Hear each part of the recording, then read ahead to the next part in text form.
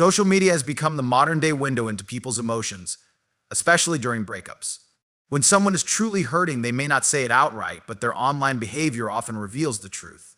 You've probably seen it before: an ex who suddenly becomes hyperactive on social media, posting constantly as if they're having the time of their life, or going completely silent, disappearing from platforms where they were once highly active. These drastic changes aren't random. They're often a direct response to the pain they're feeling. When an ex is hurting during no contact, their posts might seem calculated. They might start sharing more photos of themselves looking happy, hanging out with new people, or even flexing their new and improved life. At first glance, it may seem like they're over you, like they've moved on effortlessly. But in reality, this is often a desperate attempt to convince both themselves and others that they're fine. The more someone feels the need to prove they're happy, the more likely they're struggling internally. If they were genuinely at peace, they wouldn't feel the need to showcase it to the world. Sometimes their posts take on a more cryptic tone. They might start sharing quotes about healing, self-growth, or independence. But if you look closely, you'll notice that the underlying message is aimed at you. It could be something along the lines of, sometimes the best thing you can do is walk away, or people only realize what they had when it's gone. These types of messages aren't just random thoughts, they are subtle ways of expressing the emotions they aren't saying directly. And then there's the complete opposite reaction, the sudden disappearance. If your ex was always active on social media but now barely posts anything, this could be a sign that they're withdrawing due to emotional pain. No contact has a way of making people feel lost, uncertain, and emotionally drained. While some try to mask it with constant online activity, others shut down completely because they don't know how to deal with the silence. This disappearance isn't just about taking a break from social media, it's a reflection of their emotional state. They might be isolating themselves, avoiding interactions because every notification reminds them of you. Another telltale sign is how they interact with your content. Even if they don't directly engage with you, they might still be lurking. Have you ever noticed how they suddenly start watching your stories again after weeks of silence? Or maybe they've unfollowed you but keep popping up in your suggested followers, or accidentally like an old post before quickly unliking it. These aren't coincidences. When someone is in emotional distress, their curiosity gets the best of them. They might try to act like they don't care, but deep down they can't help but check in on you, even if they don't want you to know. Some exes take it a step further and start using social media to get your attention in more obvious ways. Maybe they start posting pictures with someone new, hoping you'll see it and react. Maybe they suddenly start following people in your circle, liking posts from mutual friends, or even commenting on things you might come across. These small actions are designed to remind you they still exist, to make you feel something: jealousy, anger, regret. Anything that would make you break the no contact rule first. There's also the classic unblock and reblock game. One day they remove you from their blocked list, only to block you again a few days later. This back and forth is a clear indication of inner conflict. They want to check on you, to see what you're up to, but once they realize they're still affected by what they see, they retreat again. It's a sign they're struggling with their emotions, unsure of whether they want to hold on to you or force themselves to move on. Another major sign is when they start posting about personal growth and self-improvement. They might start talking about hitting the gym, working on themselves, or becoming a better version of who they were. While self-growth is always a good thing, the timing of these posts can often reveal that they're trying to prove something to you, to themselves, or even to their followers. If they suddenly start posting gym selfies with captions like "new mindset," "new me," or pictures of them doing things they never cared about before, it's a sign they're using social media as a way to cope with the pain of no contact. The truth is, when someone is truly over you, they don't feel the need to do all of this. They don't need to put on a show or send hidden messages through their posts. Their social media activity remains steady because they aren't emotionally affected. But when an ex is hurting, their behavior shifts drastically, either by overcompensating with constant posts or withdrawing completely. Their actions, no matter how subtle, are revealing the emotions they're too proud to admit. When someone is hurting, during no contact, they may not reach out to you directly. But that doesn't mean they're not finding ways to stay connected. If your ex is struggling with the silence, they will start looking for indirect ways to remain in your orbit, even if they don't want to admit it. They might not send a text or make a call, but their presence will still linger in subtle, yet undeniable ways. One of the most common things a hurting ex does is start reaching out to mutual friends or even your close family members. At first, it might seem casual, just catching up, acting as if they're checking in on the friend rather than fishing for information about you. But if they've never been particularly close to that person before, or if they suddenly seem overly interested in what's going on in their life, chances are they're hoping for updates about you. Maybe they'll ask questions like, "How's everyone doing?" Or "Have you seen your name lately?" These seemingly innocent inquiries are their way of staying in the loop without having to break no contact themselves. They might also show up in places they know you frequent. If you always went to the same gym, coffee shop, or favorite restaurant, suddenly seeing them there more often is not just a coincidence. Even if they don't interact with you, just being in the same space gives them a sense of connection, as if they're still part of your world. It's almost like they want you to notice them without having to make the first move. If you happen to see them in these places and they act indifferent or overly casual, don't be fooled. If they were truly over it, they wouldn't feel the need to be around places that remind them of you. Another sign that your ex is trying to stay connected is when they keep engaging with things connected to you, even if they're avoiding direct contact. Maybe they start liking posts from your friends, commenting on a mutual acquaintance's photo, or even following someone new from your circle. It's not that they suddenly care about these people, it's about staying visible in a way that keeps them indirectly tied to your world. They might also interact with things that you post without making it obvious. Maybe they don't like your pictures, but they watch every Instagram story you post. Or they'll leave a comment on a post that someone close to you made, knowing you'll probably see it. There's also the classic move of bringing up your name in conversations where it doesn't necessarily belong. If your mutual friends start mentioning that your ex has been talking about you, whether it's something positive or even negative, it's a sign they haven't fully let go.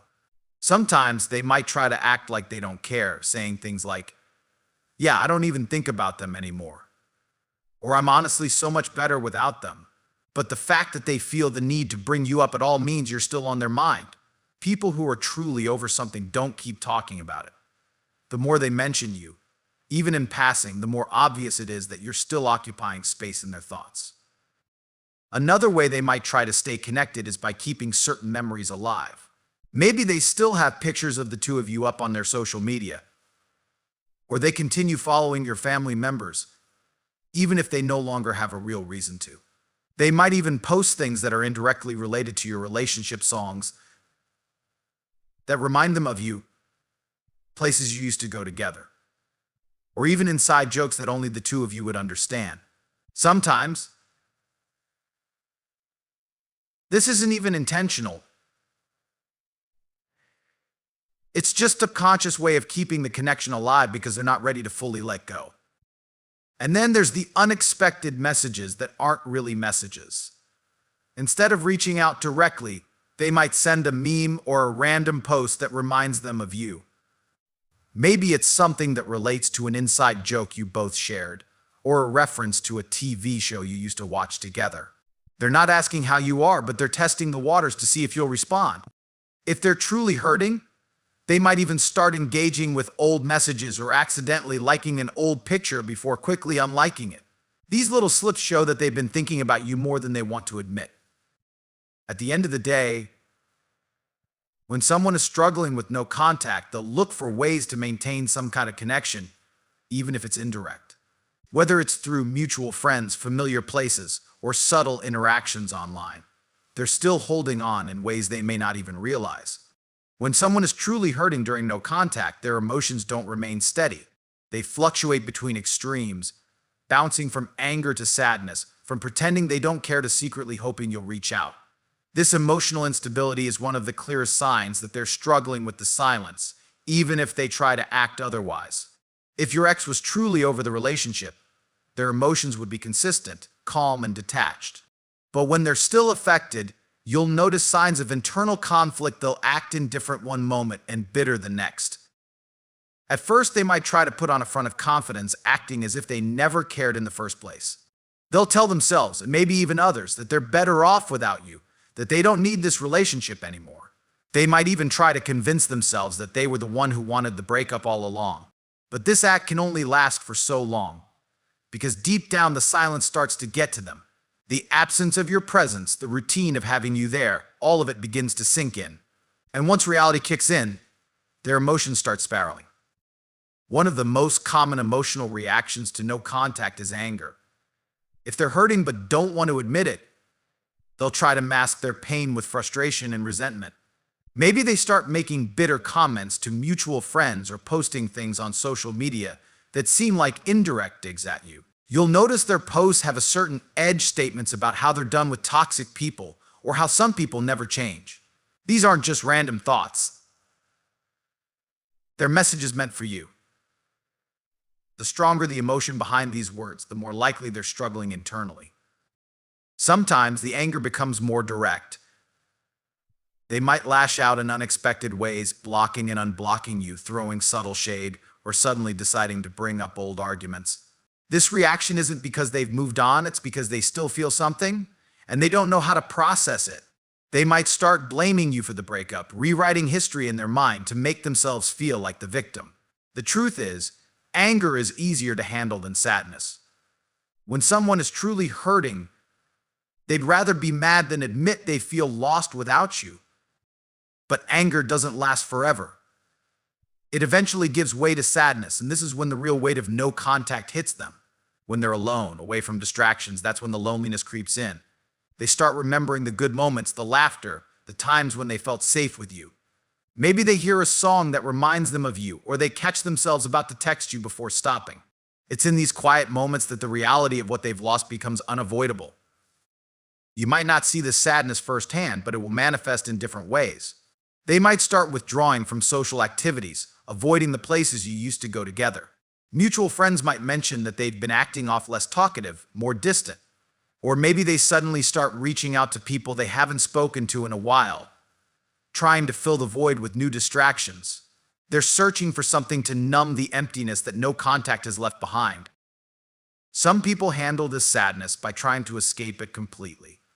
They might jump into a rebound relationship, partying more than usual, or making impulsive decisions they wouldn't normally make. This isn't because they've moved on, it's because they're running from their emotions. They want to feel something, anything, to distract themselves from the fact that they miss you. But eventually, these distractions wear off and they're left with the same emotions they were trying to avoid. And then comes the regret. After the anger fades and the distractions lose their appeal, they start to wonder if they made a mistake. This is when they begin to question everything. Did they give up too soon? Did they overreact? They start replaying old conversations in their head, analyzing what went wrong. And this is when they might start subtly testing the waters, liking an old post, replying to a mutual friend's story, or even sending a casual text that doesn't really say much but is meant to gauge your reaction. This emotional roller coaster isn't random. It's the natural response of someone who is hurting, someone who is still affected by no contact, but doesn't know how to deal with it. When emotions swing between extremes like this, it's not a sign of someone who has moved on, it's a sign of someone who is still deeply affected by the loss. When someone is truly hurting during no contact, their actions start to betray them. No matter how much they try to act indifferent or pretend they don't care, the way they behave says otherwise.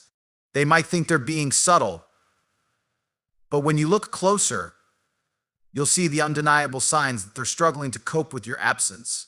Their subconscious starts to take over, revealing the truth they refuse to admit. One of the biggest giveaways is their sudden change in behavior, especially online. If they're hurting, they won't just disappear. They'll either try to make it look like they're thriving, or they'll start showing patterns of inconsistency. Maybe they post more than usual, trying to prove to the world, and to you, that they're completely fine. They'll post stories of them going out, looking happy, surrounded by people. But if you pay attention, it's never about genuine fun, it's about making sure you see that they're doing great. Then there's the opposite reaction. Some people withdraw completely, going silent, avoiding social media altogether. They might stop posting for weeks because everything reminds them of you. They don't want to fake happiness, but they also don't want to show that they're struggling. They think that by disappearing, they're regaining control. But deep down, it's because they feel lost without the connection they once had with you.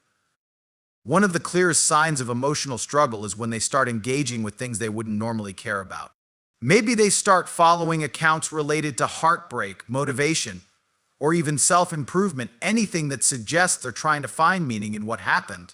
They might start liking or sharing quotes about moving on, about being better after a breakup, about leveling up. These aren't just random choices, they're direct reflections of their emotional state. They're seeking validation, looking for ways to convince themselves that they're doing the right thing, even when deep down they feel the loss. Another major sign that they're struggling is when they start mirroring you.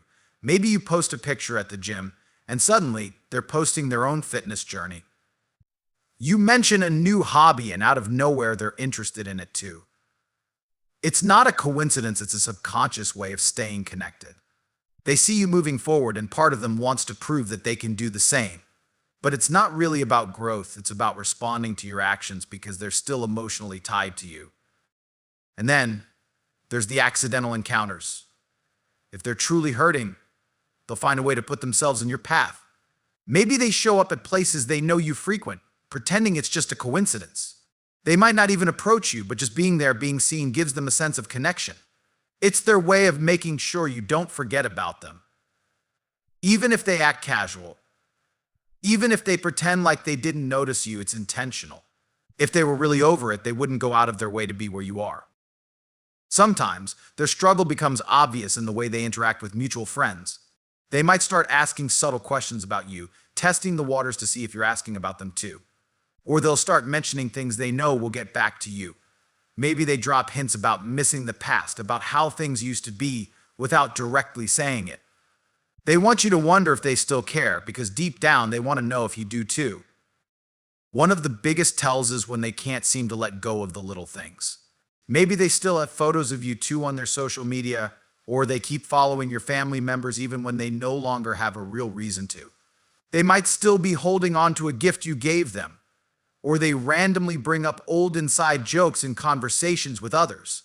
These aren't just habits, they're signs that they're still emotionally tied to the relationship. Letting go isn't easy when someone is hurting, and these small details are proof that they haven't fully moved on. And then, when they finally reach their breaking point, they'll find a reason to reach out. It might not be a full conversation, maybe just a "hey, how have you been?" or a simple "hope you're doing well." But that small message carries the weight of everything they've been feeling. It's not just about checking in, it's a sign that they've reached the point where they can't keep pretending anymore. When someone is truly hurting during no contact, their actions speak louder than their words. No matter how much they try to act unaffected, the way they behave tells the real story. When someone is truly hurting during no contact, they often go through a phase of self-reflection, whether they intend to or not. The silence forces them to sit with their thoughts, and that can be a painful experience. At first, they might try to distract themselves, throwing themselves into work, going out more, or surrounding themselves with people who keep their mind occupied. But no matter how many distractions they chase, there will always be moments of solitude where they're left with nothing but their thoughts. And that's when the reality of the situation starts to hit them. During this period, they begin questioning everything: how the breakup happened, what they could have done differently, and whether or not they made the right decision. It's human nature to reflect on the past when we lose something significant. Even if they were the one who initiated the breakup, they're still going to wonder if they acted impulsively. They'll replay conversations, analyze old arguments, and think about the good times. They may have been convinced they were making the right choice in the moment, but as time goes on, doubt starts creeping in. One of the biggest struggles they face during no contact is dealing with unfinished emotions. If there were things left unsaid, if they never fully got closure, those thoughts will linger in their mind. It's easy to walk away from a relationship when you feel justified in doing so, but it's much harder to completely detach when you never had a real sense of resolution. They might start wondering if they were too quick to judge, if they misunderstood something, or if they let their emotions cloud their decision. These thoughts can be tormenting, especially when there's no way to get immediate answers. Another sign of their internal struggle is when they start romanticizing the past. This happens to almost everyone after a breakup. At first, they might focus on the negative aspects of the relationship, reminding themselves why they left. But over time, the brain tends to highlight the good moments more than the bad. They start remembering the way you made them feel, the little things you used to do for them, the inside jokes, the way you understood them in a way no one else did. Suddenly, the relationship doesn't seem as bad as they initially convinced themselves it was. This shift in perspective is often what leads people to regret their decisions. When they start to miss the emotional connection, the comfort, and the sense of security that came with being with you, they realize that what they lost was more valuable than they thought. They might have believed they could replace you easily, that they could move on without feeling anything. But real connections aren't easy to replace. They can go on dates, meet new people, and try to distract themselves with temporary attention. But it won't feel the same. The depth, the bond, the familiarity, it's not something they can recreate overnight. For some, this realization becomes overwhelming. They start feeling restless, unsure of what to do next. They might not want to admit that they're struggling, so they keep trying to suppress those emotions. They tell themselves that time will fix everything, that they just need to wait it out. But the more they try to ignore it, the more it lingers in their mind. They start noticing things that remind them of you. Maybe they hear a song that takes them back to a specific moment, or they see something that makes them instinctively think of you. These small triggers can be incredibly powerful because they remind them that no matter how much time has passed, you're still a part of their subconscious. The most difficult part of this phase is when they start wondering what you're thinking. They begin to question whether or not you miss them too, whether you've moved on, or if you're feeling the same way they are. This uncertainty can drive them crazy. If they haven't heard from you at all, it makes them feel even more uneasy. They might have expected you to reach out, to show some sign of weakness. But when you remain silent, when you continue to move forward without giving them that reassurance, it forces them to sit with their emotions even more. And this is when they start considering reaching out. They might hesitate, debating whether or not it's the right move. They don't want to seem desperate, but they also don't want to keep feeling this way. So they start looking for excuses to reconnect. Maybe they find a reason to ask you something trivial, or they send a casual message just to see if you'll respond. They might not say outright that they miss you, but their actions will show it. The longer they sit with their emotions, the more likely they are to test the waters. When someone is hurting during no contact, their own thoughts become their biggest challenge. They can try to distract themselves, convince themselves that they're fine, but deep down, the silence forces them to confront what they're really feeling. And that's when they start realizing what they've lost. When someone is hurting during no contact, they go through an emotional roller coaster, but one of the most telling signs is their inability to fully let go.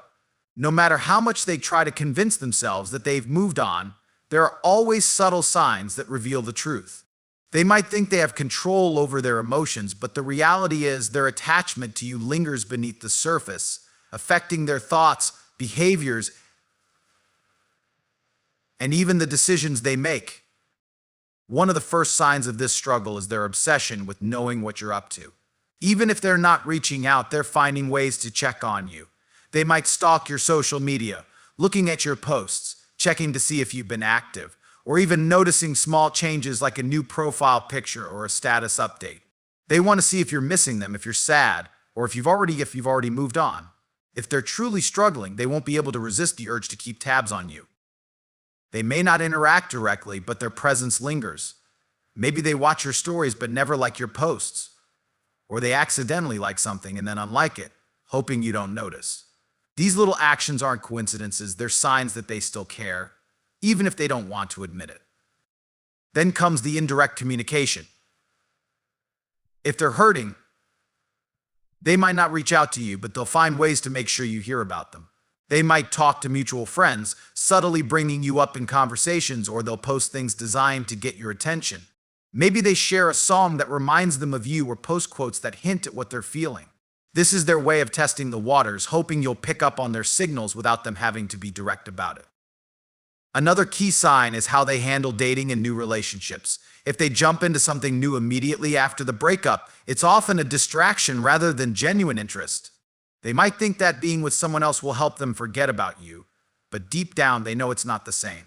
They compare everyone to you, looking for the same level of connection but failing to find it. If they're truly struggling, they might even date someone who is the complete opposite of you, just to prove to themselves that they're over it. But forced rebounds rarely work. Eventually, they realize that replacing you isn't as easy as they thought. On the other hand, some people go the opposite route. They avoid dating completely. They withdraw from the idea of relationships because they can't imagine being with anyone else.